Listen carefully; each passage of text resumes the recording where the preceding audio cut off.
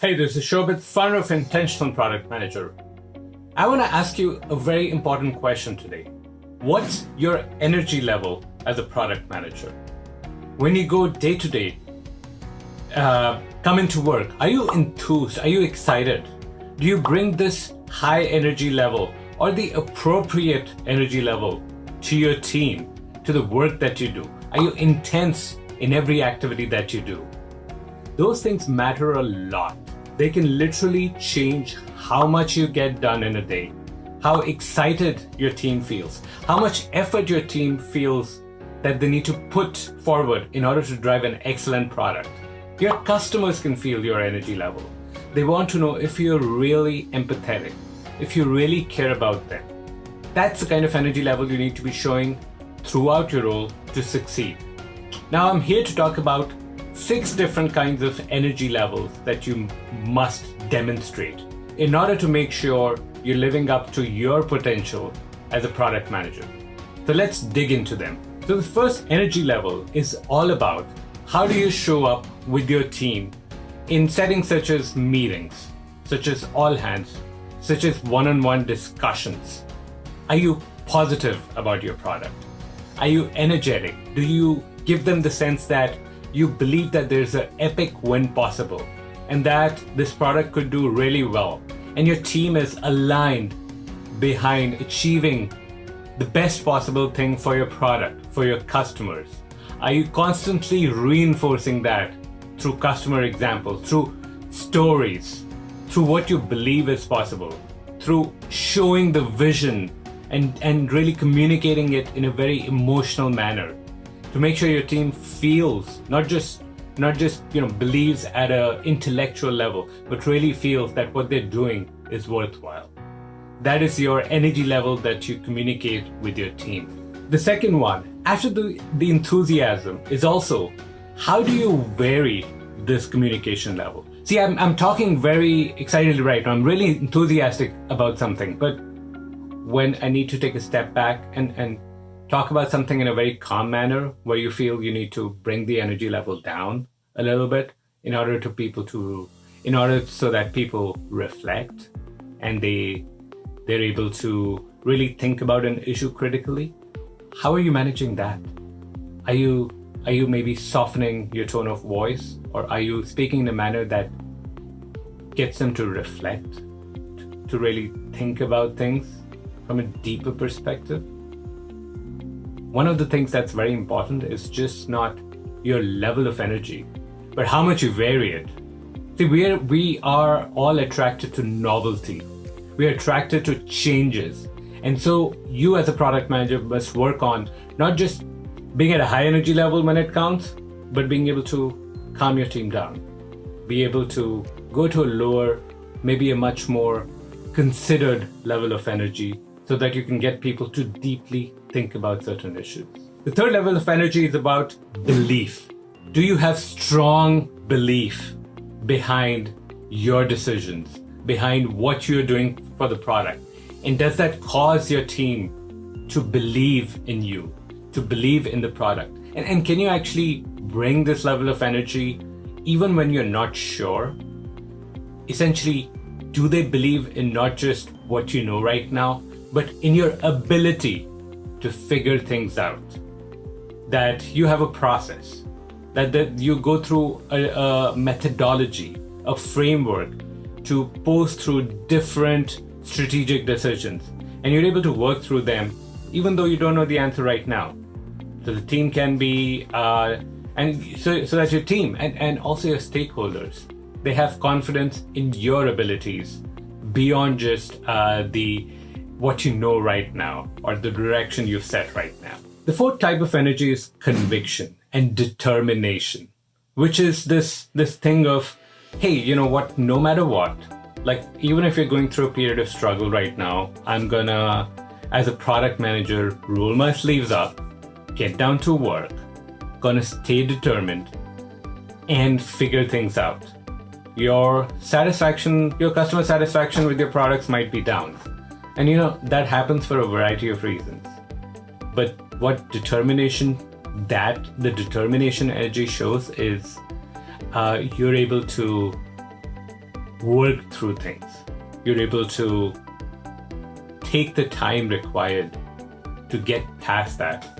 Maybe a big customer left and your team might not be feeling happy. Well, are you able to communicate that you're determined to go and achieve what's required, to either get that customer back or get a new customer for the product? The fifth level of energy is all about your curiosity. You know, it's so easy to just assume that we are right and that we're going to go just deliver on a predetermined path. But are you curious? Do you ask the right questions? Do you come in with an open mind? You know, you have to strike a good balance between this determination kind of energy, this enthusiastic level of energy that you know that you're going towards the epic win, but also a level of curiosity and openness that you're able to step back and ask the right questions, and you're open to input from the team. And now the last, but also probably the most important level of energy is what you communicate with your customers. It's empathy. It's almost something like mirroring their energy. You know, in cases where they're concerned, you not just act concerned, but you internalize that feeling and you communicate it back to them. Where they're enthusiastic about your product, you mirror that enthusiasm. It's all about, you know, getting to the right level with your customers so that they feel that you really care about them and they're open to opening up with you, to share candid feedback about your product with you. That's another level of energy that you must master. So we talked about the various levels of energy. Now let's talk about ways in which you can start to build towards some of them.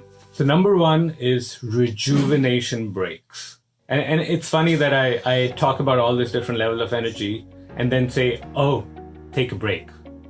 But sometimes we need to give ourselves space so that we can show up as a best self.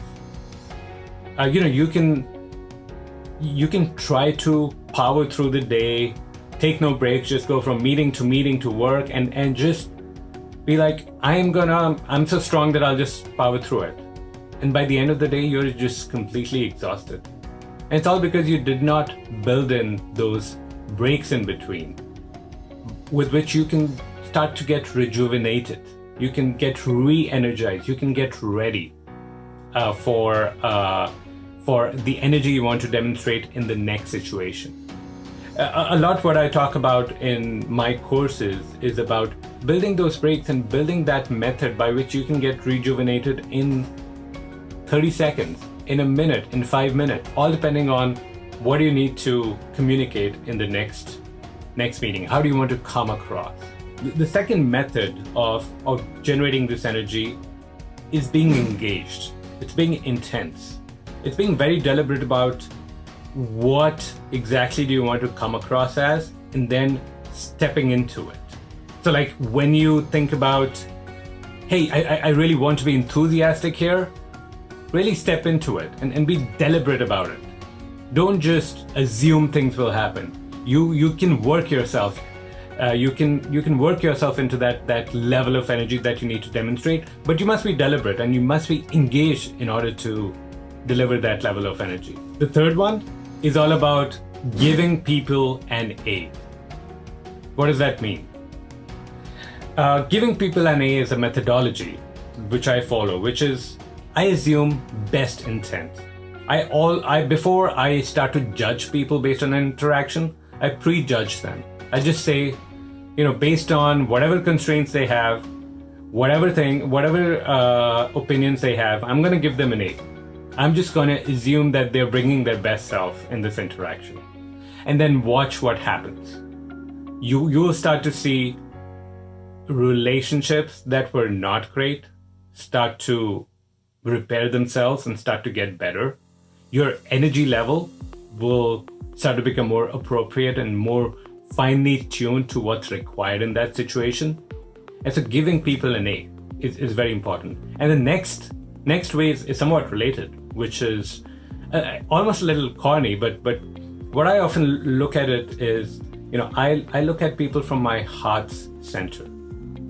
Now that might seem strange, but what the intention here is that you're treating people almost as your best friend. You're treating your team as your best friend. You're treating your customers as your best friend, and you are passing this energy from your heart to them. And that changes your energy level almost automatically, makes you a lot more empathetic. And I would highly recommend this before you go to a customer interview. Like, truly learn to love your customer. That's the kind of energy level you want to demonstrate in that interview. The fifth method is all about writing. So carry a journal with you. And I often tell my students that what you can do is just write down at the top when you go into a situation, maybe a meeting, on how do you want to come across there. You know what this writing does is it takes that intention you have and it makes it very explicit. And just by writing those words, now you're communicating back to yourself what is the level of energy you want to bring to that meeting, and what is the kind of energy you want to bring. So definitely write that down. And it's also very interesting to read and reflect on later. You might have had some intention, but you might notice a pattern that I often struggle with this kind of energy, and you can learn to change yourself. So having that record of things, deliberately writing it down is so important. And last but not least, the sixth method of changing your energy level is all about physicality. So, in a case where you're feeling underconfident and you want to exhibit that level of, wow, I'm really confident about it, stand like this. I don't know if you can see me fully, but I'm standing with a wide stance. My arms are outstretched, almost like I'm Superman. And there's a lot of work done. You can go read about. I'll put some resources in the comment section here, which are all about how body language, your own body language, changes your mental state. There's a very strong mind-body connection. So before you go into something which requires you to be confident, which requires you to show a high level of energy, do something that's energetic. Maybe stand like this, walk fast, listen to music and get tuned in and walk fast like that. You can change your energy level like that. And the moment you start to realize that, things really start to change. Your day starts to get better. Your stresses as a product manager start to go down. You exhibit the right level of empathy, concern to your team, to stakeholders, and things really start to change. So this was all about energy, the kinds of energy you should be exhibiting, and then ways in which you can really amp up that energy level. Now, if you're seeing this video before August 1st, you should really tune into this webinar that I'm doing on August 1st, which is all about how to build confidence as a product manager. And I might just repeat this webinar, in future as well. So definitely watch out in the comment section or in this blog post, wherever you are viewing this video.